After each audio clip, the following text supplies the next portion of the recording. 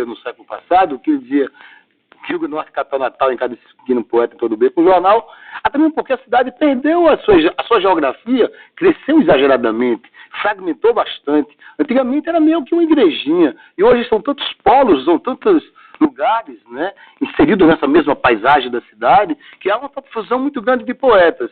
Então, tem sim um trabalho interessante, ao mesmo tempo que não existe um movimento poético como existia antigamente, né? É meio que uma contradição, mas é isso que acontece. Mas nós temos nomes interessantíssimos, como, por exemplo, os dois que se encontram aqui, que tem essa questão interessante de romper apenas com a palavra, né?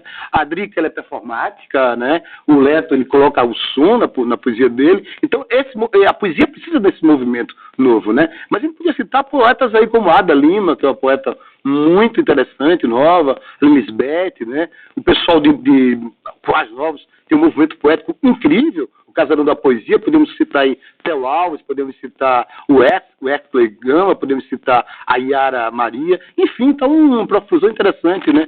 Isso é legal que não deixa a gente de tio da poesia, né? É. Agora, quanto aos espaços e às oportunidades, né? O pessoal está tendo que sair na batalha, mesmo os projetos, como é que é viver da literatura aqui?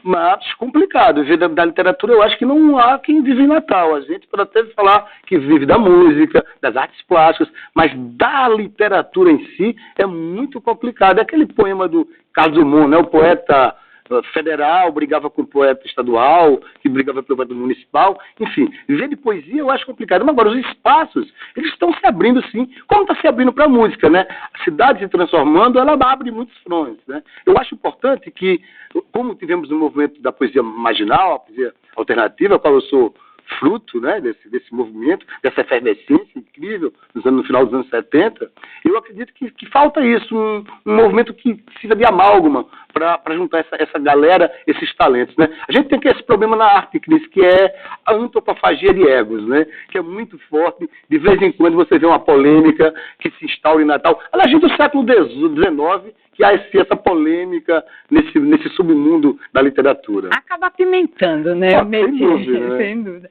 Agora, o senhor que é professor também, a escola, ela tá... Como é que está sendo a literatura na escola? Quer dizer, está se despertando esse gosto para os futuros leitores, assim, a criança ou adolescente, ela tem esse gostinho na escola ou não está funcionando assim? Não está funcionando.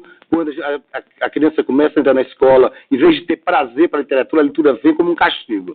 Os livros que têm que ser lidos são livros de português arcaico, José de Alencar, Viuvinha Negra, 5 minutos. Eu acho que a literatura tem que passar pelo prazer. Você trazer coisas bacanas que sirva de motivação para essa galera ler. O que eu acho mais preocupante disso, eu estou há 28 anos em sala de aula e eu não vejo o professor de literatura comprometido com a literatura do Rio Grande do Norte. Ano passado, ano retrasado, eu discutia com o Fernando Mineiro, numa audiência pública que teve na Assembleia Legislativa, ele querendo fazer a lei do livro, e eu falava para ele, bicho, não adianta a gente fazer uma lei do livro, não adianta a gente fazer, a produção existe, não adianta a gente fazer a edição, se não há o consumo. Um exemplo típico que a gente pode colocar, e eu tinha sugerido a ele, olha, se nós tivermos uma lei que diga assim, todo concurso público feito no estado do Rio Grande do Norte, você vai ter tantos por cento de geografia do Rio Grande do Norte, tantos por cento de história do Rio Grande do Norte, tantos por cento de literatura do Rio Grande do Norte, com certeza isso vai virar uma máquina, como é o caso, por exemplo, de Zila Lamere, que passou 2, 3 anos no vestibular, e ela era um livro arado,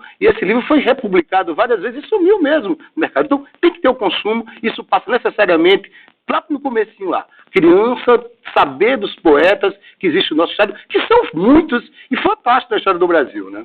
Então, para a gente encerrar, qual é o principal desafio aí que isso chegue do ponto de vista escolar? Mais ou menos o senhor deu aí o caminho, mas que se consiga viver um pouco melhor e que acelere um pouquinho mais e que nasçam outros frutos, né? Essa nova geração aí se enverede por esse caminho. Eu acho que o grande problema é a mentalidade do norte rio-grandense, né? Nós temos nomes fantásticos, mas nós somos fadados ao estupro cultural. Tudo que vem de fora é legal. E aí, o que é daqui não interessa. Então, falta esse comprometimento com o que é da terra. Primeiro a gente saber o que foi feito, tá? Para depois a gente botar à frente e acordar esse elefante que está dormindo aí, né? Ok. Plínio Sanderson, professor e poeta, muito obrigada pela vinda, pela participação. E vamos para lá com um pouquinho mais de poesia. Valeu. ela se define como uma poesia em movimento intenso de renovação. A gente conhece agora um pouco do trabalho de Drica Duarte com Vendo a Obra. Boa noite. Eu vou recitar uma poesia do meu primeiro livro,